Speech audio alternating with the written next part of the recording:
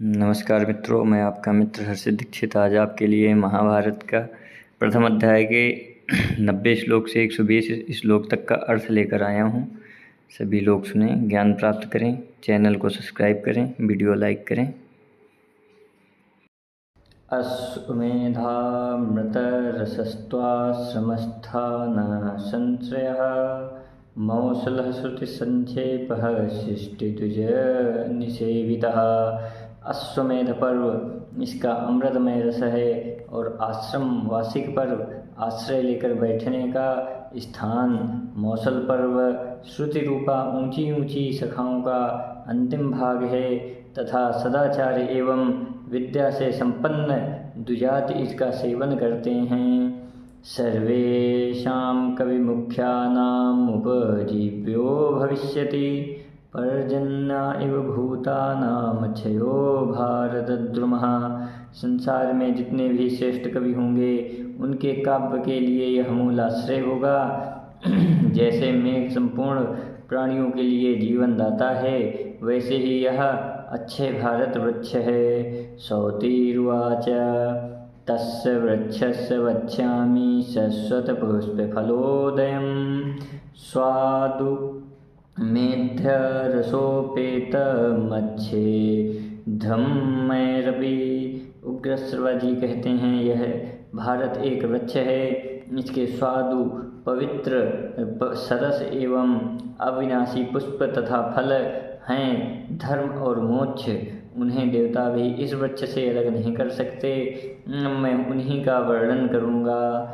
मातुर्निर्योगाद धर्मात्मा गांगेयस्य च धीमतः क्षेत्रे विचित्रवीर्यस्य कृष्णद्वैपायनः पुरा त्रीनग्नीव कौरव्यान् जानयामास वीर्यवान् उत्पाद्य धृतराष्ट्रं च पाण्डुं विदुरमेव च।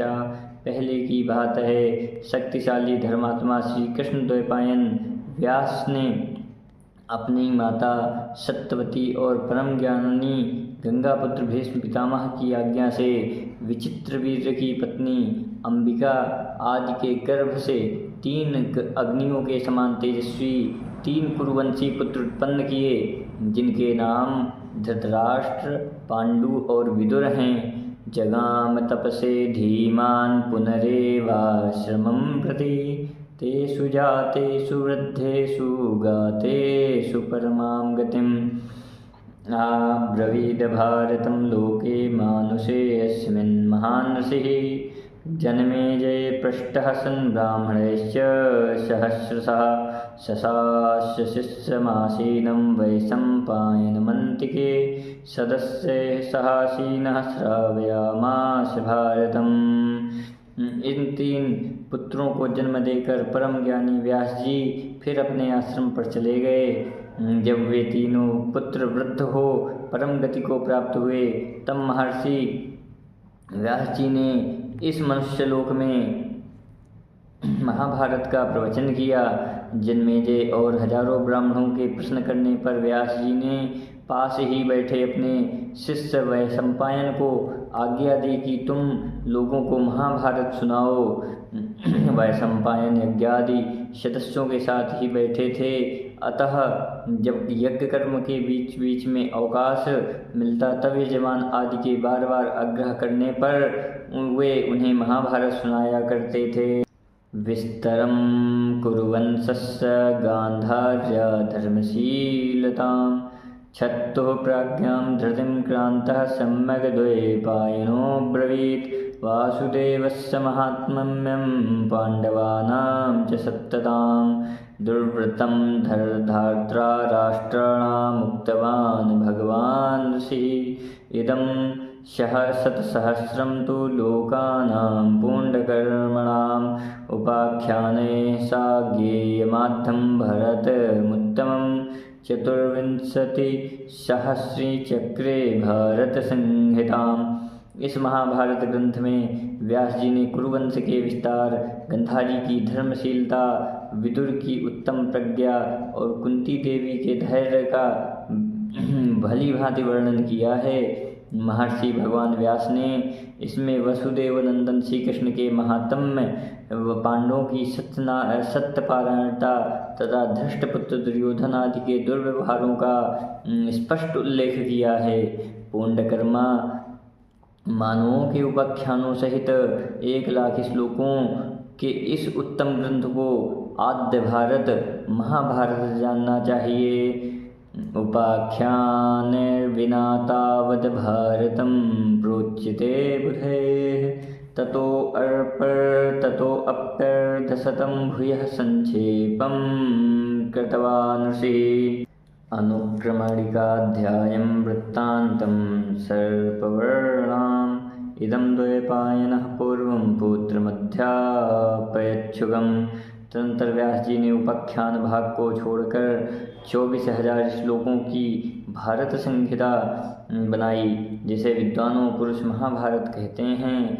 इसके पश्चात महर्षि ने पुनः पर्व सहित ग्रंथों में वर्णित वृत्तांतों की अनुक्रमणिका सूची का एक संक्षिप्त अध्याय बनाया, जिसमें केवल 150 श्लोक हैं।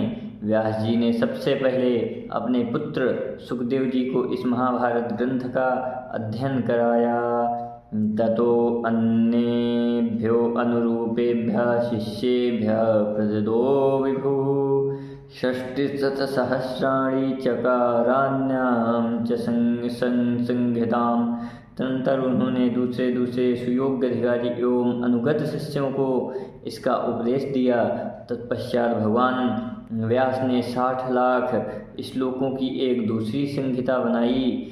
63,000 च देवलोके प्रतिष्ठितं पित्रे 15 प्रोक्तं गंधर्वेषु 14।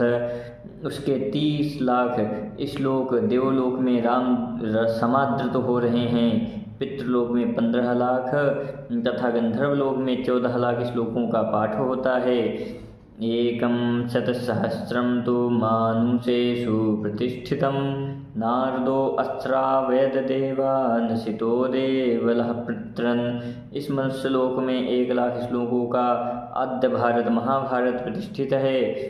देवर्षि नारद ने देवताओं को और असित देवले ने पितरों को इसका श्रवण कराया है। गंधर्व्यच्छ रक्षांसि श्रवयामास वै शुकः अस्मिस्तु मनुष्ये लोके वै सम्पायनोक्तवान् शिष्यो व्यासस्य धर्मात्मा सर्ववेदापिताम्बरः 1,00,000 तु मायोक्तं वै निबोध।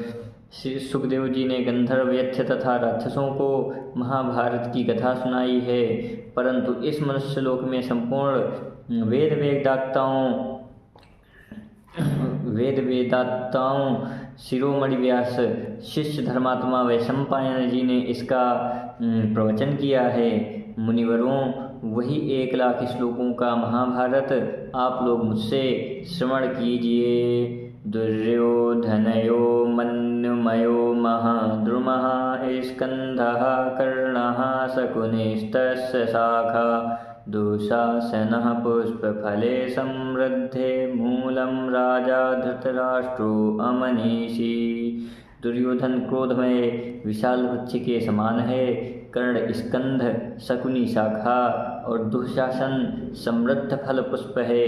अज्ञानी राजा धृतराष्ट्र ही इसके मूल हैं, जड़ हैं। युधिष्ठिरो धर्ममयो महाद्रुमः स्कंधो अर्जुनो भीमसेनोऽस्य शाखा माद्रीसुतो पुष्पफले समृद्धे मूलं कृष्णो ब्रह्मा च ब्राह्मणाश्च। युधिष्ठिर धर्ममय विशाल वृक्ष हैं, अर्जुन स्कंध, भीमसेन शाखा और माद्री-नंदन इसके समृद्ध फल पुष्प हैं। श्री कृष्ण वेद और ब्राह्मण ही इस वृक्ष के मूल जड़ हैं। पांडुर्जित्वा बहुन देशान बुद्धया विक्रमणेन च अरण्ये मज्ञाशीलो नैवस्सन् मुनिभिः। महाराज पांडु अपनी बुद्धि और पराक्रम से अनेक देशों पर विजय पाकर हिंसक मृगों को मारने के स्वभाव वाले होने के कारण ऋषि मुनियों के साथ वन में ही निवास करते थे। मृगव्या वाय निधनात् कृच्छ्रां प्राप शापदं जन्म प्रभृति पार्थान तत्राचारिधि विक्रमम्। एक दिन उन्होंने मृग रूपधारी महर्षि को मैथुन काल में मार डाला। इससे वे बड़े भारी संकट में पड़ गए। ऋषि ने यह शाप दे दिया कि स्त्री सहवास करने पर तुम्हारी मृत्यु हो जाएगी। यह संकट होते हुए भी युधिष्ठिर आदि पांडवों के जन्म से लेकर जात कर्म आदि सब संस्कार वन में ही हुए और वहीं उन्हें शील एवं सदाचार की रक्षा का उपदेश हुआ। मात्रेरभ्युपपतिश्च धर्मोपनिषदं प्रति धर्मस्य वायोः शक्रस्य देवयोश्च तथाश्विनोः। पूर्वोक्त शाप होने पर भी संतान होने का कारण यह था कि कुल धर्म की रक्षा के लिए दुर्वासा द्वारा प्राप्त हुई विद्या का आश्रय लेने के कारण पांडवों की दोनों माताओं कुंती और माद्री समीप क्रमशः धर्मवायु इंद्र तथा दोनों अश्विनी कुमार इन देवताओं का आगमन संभव हो सका। इन्हीं की कृपा से युधिष्ठिर, भीमसेन, अर्जुन एवं नकुल सहदेव की उत्पत्ति हुई। ततो धर्मोपनिषदः श्रुत्वा भर्तुः प्रिया प्रथा धर्मानिलेन्द्रान् स्तुतिभिर्जुह्वा सुतवाञ्छया तद्दत्तोपनिषन्माद्री चाश्विना वाजुहावचा तापसैः च सा संवृद्धा मातृभ्यां परिरक्षिता मेध्यारण्येषु पुण्डेषु महता माश्रमेषु च। पति प्रिया कुंती ने पति के मुख से धर्म रहस्य की बातें सुनकर पुत्र पाने की इच्छा से मंत्र जप पूर्वक स्तुति द्वारा धर्मवायु और इंद्र देवता का आवाहन किया। कुंती के उपदेश देने पर माद्री भी उस मंत्र विद्या को जान गई और उसने संतान के लिए दोनों अश्विनी कुमारों का आवाहन किया। इस प्रकार इन पांचों देवताओं से पांडवों की उत्पत्ति हुई। पांचों पांडव अपनी दोनों माताओं द्वारा ही पाले पोसे गए। वे वनों में और महात्माओं के परम पुण्य आश्रम में ही तपस्वी लोगों के साथ दिनों दिन बढ़ने लगे। ऋषिर्भिर्यत्तदा आनीत धार्तराष्ट्रान् प्रति स्वयं शिशवश्चाभिरूपाश्च जटिला ब्रह्मचारिणः। पांडवों की मृत्यु होने के पश्चात बड़े बड़े ऋषि मुनि स्वयं ही पांडवों को लेकर धृतराष्ट्र एवं उनके पुत्रों के पास आए। उस समय पांडव नन्हे नन्हे शिशु के रूप में बड़े ही सुंदर लगते थे। वे सिर पर जटा धारण किए ब्रह्मचारी के वेश में थे। पुत्राश्च भ्रातरश्च मे शिष्याश्च सुहृदश्च वः पांडवायेत्युक्त्वा मुनियो अनिर्हृतास्ततः। ऋषियों ने वहाँ जाकर धृतराष्ट्र एवं उनके पुत्रों से कहा, ये तुम्हारे पुत्र भाई शिष्य और सुहृद हैं। ये सभी महाराज पांडु के ही पुत्र हैं। इतना कहकर वे मुनि वहाँ से अंतर्ध्यान हो गए।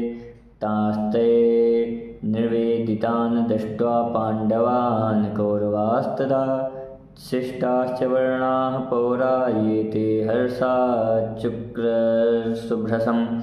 ऋषियों द्वारा लाए हुए उन पांडवों को देखकर सभी कौरव और नगरवासी शिष्ट तथा वर्णाश्रामी हर्ष से भरकर अत्यंत कोलाहल करने लगे। आहुः केचिन्न तस्येते इति चापरे यदा चिरमृतः पांडुः कथं तस्योति चापरे। कोई कहते ये पांडु के पुत्र नहीं हैं, दूसरे कहते अजी ये उन्हीं के हैं। कुछ लोग कहते जब पांडवों को मरे इतने दिन हो गए तब ये उनके पुत्र कैसे हो सकते हैं। स्वागतं सर्वथा दिष्ट्या पाण्डवोः पश्यतां सन्ततिम् उच्यतां स्वागतमिति वाचो श्रूयन्त सर्वशः। फिर सब लोग कहने लगे, हम तो सर्वथा इनका स्वागत करते हैं। हमारे लिए बड़े सौभाग्य की बात है कि आज हम महाराज पांडु की संतान को अपनी आँखों से देख रहे हैं। फिर तो सब ओर से स्वागत बोलने वालों की ही बातें सुनाई देने लगीं।